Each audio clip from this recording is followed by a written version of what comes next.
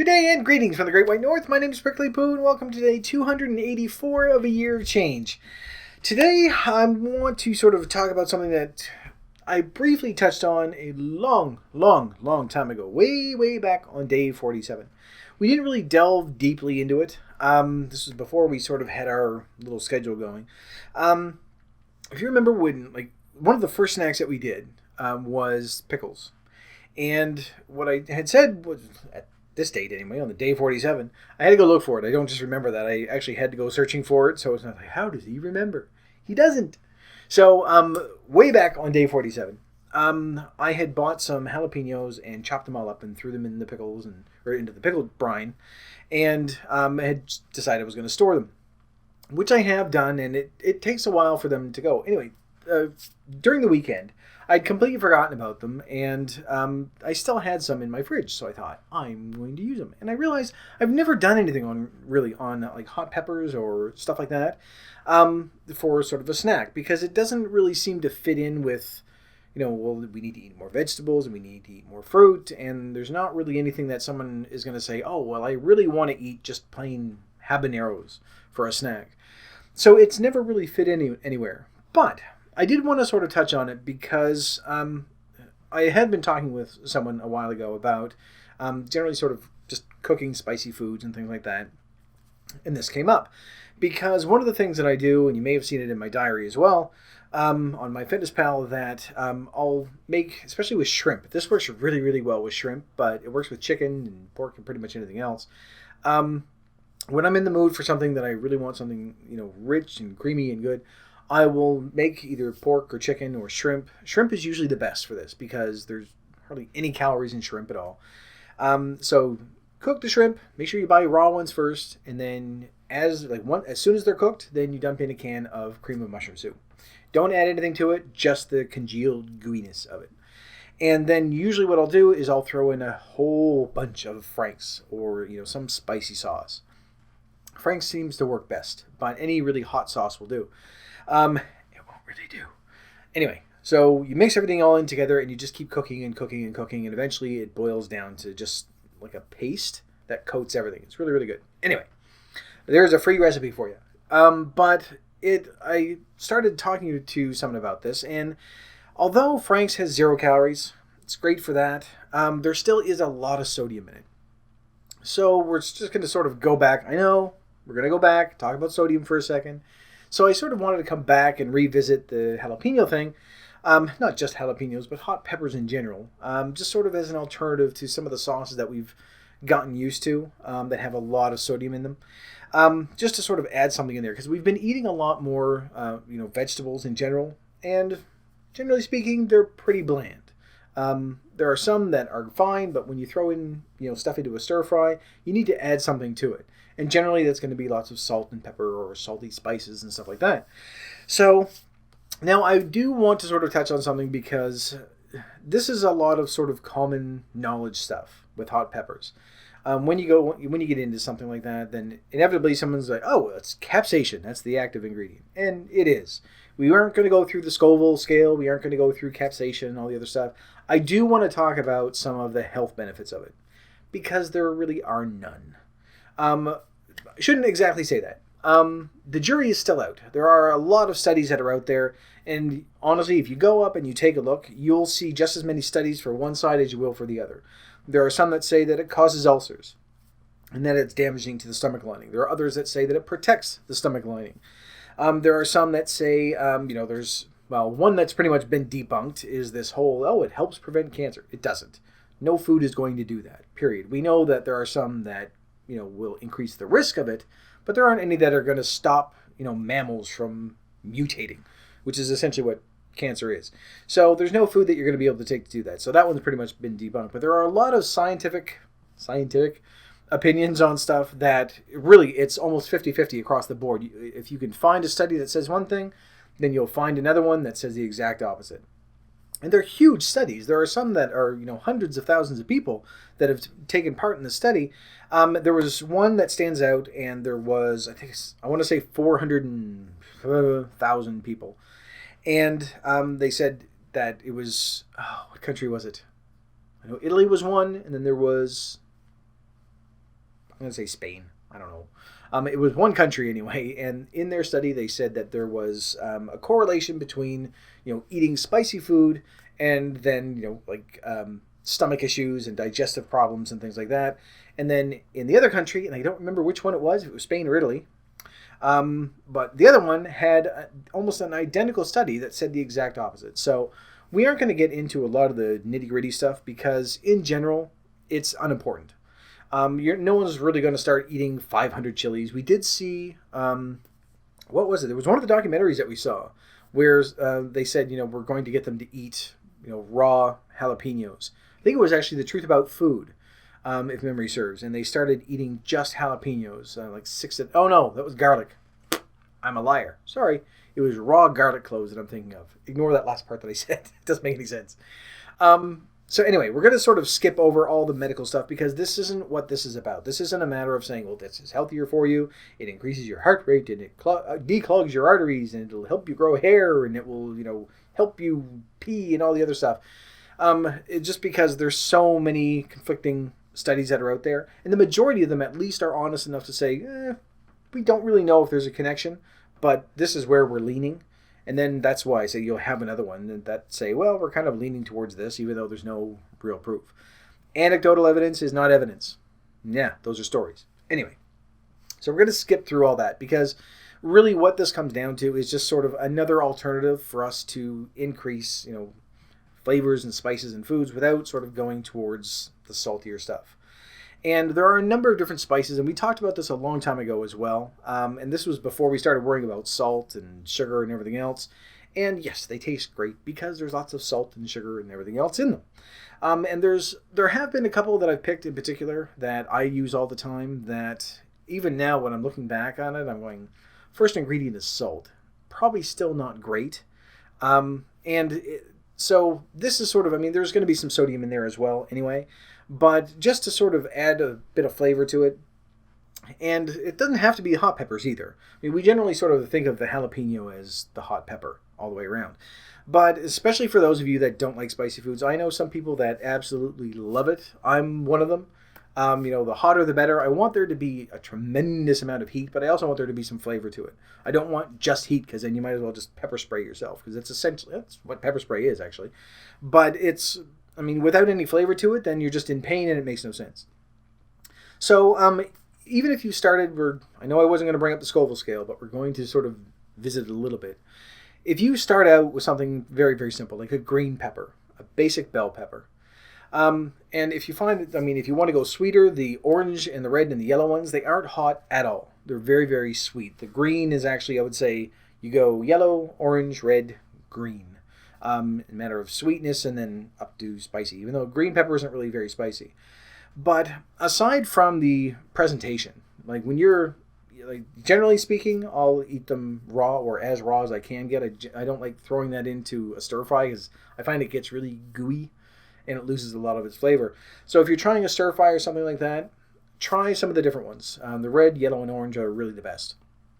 Aside from the flavor, it looks really, really good. If you're one of those people that wants to take a lot of pictures for Instagram for your food or Foodstagram or whatever it is, then those are the peppers that you want to use. So they're really, really brilliant. They're bright colored and it looks really good. Plus, the more color we have, the better. I know that's not scientific at all. There's no evidence that says, well, you need to have more colors. It's one of those things that I think, you know what? If you add more colors to it, then you're eating different things and that's why it's better. Even though it's all the same thing, it's all the same pepper. Anyway, so even if you want to start with those, they do taste differently than a regular green pepper. I'm not a huge fan of green pepper, but the yellow and the orange and the red ones, they do have a different flavor to them. So if you're not a big fan of it, try those because those are really good. Again, aside from it looking nice, you may find that you really enjoy those instead. So you can sort of add those in as well. Once you start getting into the hotter things like jalapenos, and if you find those aren't quite hot enough, then you go habaneros. And I have never tried I want to say Bhopal. That's not right. That's a place in India, isn't it? There's a ghost pepper. There's a whole bunch of scorpion pepper things. There's a whole slew of really, really hot ones that I think those are mainly just for pain. I don't think there's any real flavor to them. You could like put a little bit in there, but if you're looking for something, I mean, we're trying to find something with good flavor in it. That's also going to give us that little bit of spice, so that we aren't constantly going for really salty or sugary sauces and spices and stuff like that. I'm going to cough. Nope, I'm okay. Yeah, almost went the entire episode without a cough, but this is really disjointed, and I understand that. I don't really have any peppers to show you. I was going to buy some and say, well, here's a jalapeno, here's a habanero, here's a other one. The smaller ones, I mean, again, this is sort of the common knowledge thing. The smaller they are, the hotter they seem to be, and the heats in the seeds and all the other stuff. There's a whole slew that you can usually get. The grocery store chain that's near me. I can go there, and they've got probably 8 or 9 different kinds. Even in the wintertime, there's still just a really good selection. So you can pick and choose what you want. And some of them look like they're going to be really, really hot, and but they aren't. And some others, you think, oh, well, there's nothing to it at all, but they'll kill you if you eat it. But they do have them just sort of out in bulk, and sometimes you can get them wrapped up or whatever. But I would suggest that you do try them. Even if you're not a big fan of really, really spicy foods, then don't get the really hot ones. Get, like I say, just the regular bell peppers. And just try something a little bit different that way. And again, although a lot of the stuff that we've been doing for snacks has been trying to alleviate cravings like sugar and salt and things like that, this kind of fits, but it's more along the line of, okay, we know how bad sodium is, we know how bad sugar is. We've done our best to try to move away from sauces that do that. And I know some of you are going, cream of mushroom, insanely high in fat and salt and everything else. I understand that. That's why I'm saying bring this in as well. Because we are going to be cutting everything out or anything out, and you're still going to be able to enjoy this, sauces and spices and everything else that we've sort of grown accustomed to, especially where we've sort of gotten away from a lot of the prepared stuff that is just lamb based with sugar and salt and everything else. We've gotten better with stuff like that. But this is just something else that you can add to it. So maybe you cut back, by 10% on the sauce that you throw in there and put in a couple of peppers. And for those of you that really can't handle spicy food, for whatever reason, whether it's a matter of, no, I just don't like it, or I can't do it because I do get sick afterwards, or if you're just like, I've never tried it, but I don't want to because I'm a wimp and don't want to try anything new, which you probably have over the past 9 months at some point tried something new. So if you're going to try it, then try something mild. Try the bell peppers first. But for those of you that can't stand spicy food, whether it's a matter of just your taste doesn't lean that way, or if you've tried it and it doesn't work for you, then this isn't really much help. Stick with what you know, stick with what's working, because although the sauces that we're having now, they're very few and far between. You're going to be putting in, you're not like coating stuff like I completely ran out of ideas. French fries, there we go. You're not putting it on French fries. Whatever sauce you're using. We aren't having like great big fatty pork chops all the time. I mean, we're eating healthier all the way around. So if this is something that you decide, I'm not really going to try that because I don't care for it, or I don't think I can handle it, or if you're taking, medicine for your stomach, don't. Then that's fine. Try the bell peppers, because that's more on the sweet side than anything else. Enough that you can actually usually just eat it raw anyway, but there is a definite difference in the flavor between a regular green pepper and then the different colored peppers. So try those, if for no other reason than to give yourself something a little bit different to look at on your plate, because sometimes it's something as simple as that. It may add to it. It doesn't make any sense at all, but in my head it does, so that's what counts. Anyway, there's not a lot of scientific stuff for this. So stuff of sciencing. I'm not going to be doing a lot of sciencey things during this video, because this was really more a matter of, adding to our tastes more than anything else. And that, for example, the shrimp recipe. The shrimp portion is really good, very high in sodium, but very low in calories, and it's seafood, so that's good for you. The cream mushroom soup, obviously very bad, and Frank's is 0 calories. So we're good pretty much all the way around. It's the majority of the calories that you're going to be getting are from the soup more than anything else.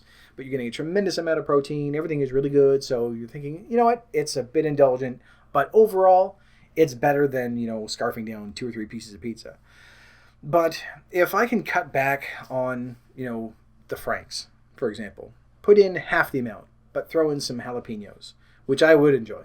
Then, I mean, it's not a big step, but again, when we're sort of, I mean, this whole thing has been based on tiny, tiny steps, then it's going to give a little bit of a texture difference. There's going to be less sodium in there. I'm already way overloaded on sodium anyway, so this isn't going to be a big deal.